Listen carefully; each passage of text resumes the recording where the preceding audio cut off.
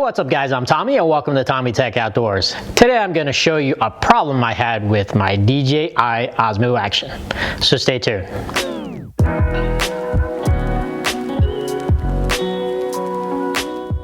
So on this channel I do a lot of how-tos and share my experiences fishing, crabbing, kayaking, boating, and just spending quality time with family and friends outdoors. So if those interest you, consider subscribing to my channel by clicking that red subscribe button below and click that notification bell so you know when I upload a new video. Alright guys, so today I'm going to show you a big problem I had with my DJI Osmo Action. I actually took this to a trip we went to Aruba this summer. I used it quite a bit. I used it to film some of the excursions we did. We did an excursion where we toured the island on some off-road vehicles, and you could see how well it does with the image stabilization. And then we also stopped by a beach to get in the water, try to do some snorkeling and stuff. And in the process of doing that, I actually got some water inside of the camera, and I actually have no idea how that happened. I have some assumptions I'll show you when we get a closer look at the camera, but I did actually use it several days before, multiple times in the water by the hotel and then in the pool. Didn't have any problems with it. It could be user error or it could be a defective device, but I did actually send it back to DJI. They took a look at it and they did some tests with it under pressure, and they said it didn't leak. So maybe it is an operator error, but there's some things I want to show you about the DJI Osmo Action, just so you guys are aware of it, and then to help you prevent having the same issue that I had. So I'm going to take you guys in closer. Alright guys, so now I'm going to show you the problem I had with the DJI Osmo Action. I'll show you how I think water got into it, but before I do that I want to show you the different places where water could actually possibly get into it. One of the first places is on the lens, or through the lens. So you can actually unscrew the lens here. So if you ever played with the lens, or just try to take it off, the key is you need to make sure that you put it on properly, make sure that it's nice and snug, because water could get in there if this is a little bit loose. So before you put it underwater, make sure that the lens is actually pretty tight. I think the problem I had was actually through the battery,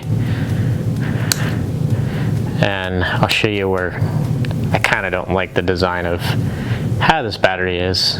So as you can see, the battery, there is no actual cover for the battery. The battery actually is the part that covers, and it's got this little gasket right here. So when you put it in, the thing you gotta be in mind of is on the side here, you can see there's this red or orange indicator here that's telling you that the battery is not on all the way. And then you have the same thing here on this side as well. I'm not sure if you can see it too well, but yeah, you can see it's kind of red and orange here. So when you press them in, you have to make sure you check both of them. And that might have been where I actually failed, because we were going on this little excursion where we're going through some pretty bumpy roads, and I know at some point I changed the battery, and I'm trying to change the battery while we're on a bumpy road, and it's very possible that when I put it back in, if I push it in just like this, you can see I think I'm pushing it all the way in, but maybe I didn't check the sides, because I actually don't remember, because it was a while ago, if these were showing orange or whatever when I took it out of the water. But I think that's part of the problem, just because you shouldn't have to, if you're gonna put a battery in, yeah, I have to make sure I press right here, and then now I gotta check these two to make sure that it's closed. But if you're doing something and it's you don't have the time, or you got to do it really quick, you're fumbling around trying to get this, and then you're gonna take your battery, put it in real quick because you want to get the shot. See, like right there, I didn't actually put it all the way in, and then the camera would still operate even if, you know, it's like this. So yeah, I think that's a problem. You know, the camera should not operate if, you know, any of these are not, you know, or this indicator is showing that it's orange. The camera should not operate, because then I know for sure that everything is sealed. So the only reason I say that is because, you know, I've used GoPros for several years and never had a problem, and like, this is just, to me, it's just, I don't think this is designed well, especially for somebody that's kind of, you're on the go, you gotta hurry up and change batteries really quick, and you don't have time to think about this stuff. You just want it to work, because that's why I have my GoPro Hero 7. The 5 is exactly the same. The 6 is the same as well. So like when you change batteries, you know, yes, you pop it out or whatever. You know, you take your battery, you can do this like really quick. And when you close it, I mean, it's closed, it's sealed. You know, they have this little rubber here that seals it in, or, you know, whatever. But the point that I'm trying to make is that, you know, I've used these several times, put them underwater, use it on my kayak, boating, whatever. And when I close this battery compartment, I know that it's closed. And if I do it really quick, I know that it's not a problem. You know, I do this all day. I know that it's sealed and I don't have a problem. I've never had a problem with any of my GoPros with that. But whereas with this design, it happened, you know. I think that probably is, you know, my fault. It was user error. I was just doing it really quick and I didn't check, and then look, that is showing that it's not seated properly, but it shouldn't work, you know. It shouldn't turn on and telling me that, hey, you need to check these.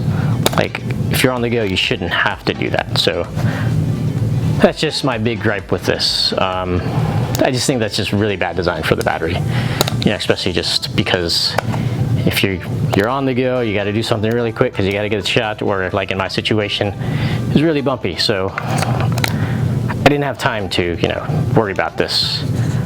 Whereas with the GoPro, again, boom, it's closed, no problem at all. So yeah, that's just my big gripe with this. This is the problem I had. I did call DJI, opened the case, and they tried to work with me, and they offered, you know, to give me another one at a discounted price. But I mean,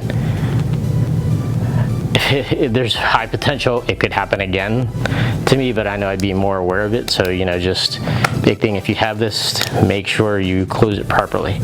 Or the other thing you could do is just make sure you get the refresh care or the warranty with this, so that, you know, if you do have an issue with getting water in it, they'll hopefully honor that. They should, but that's probably one way to get around if you have that issue. Or if you didn't get the warranty when you bought it, I believe you can actually buy it after the fact. So if you get water in it because of this battery or what have you, buy the warranty, maybe wait a few days, and then open a case.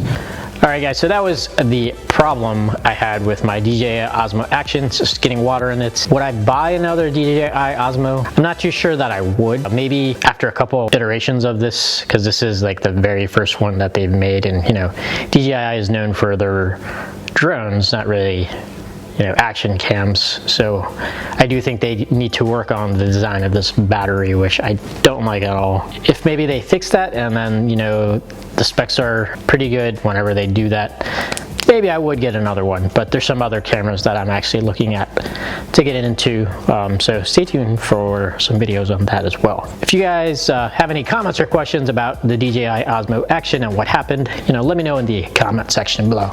So if you like this video, make sure you give it a thumbs up, and if you're not a subscriber, make sure you subscribe for future videos. Well, that's it for this video. Thanks for watching, and I'll see you in the next one.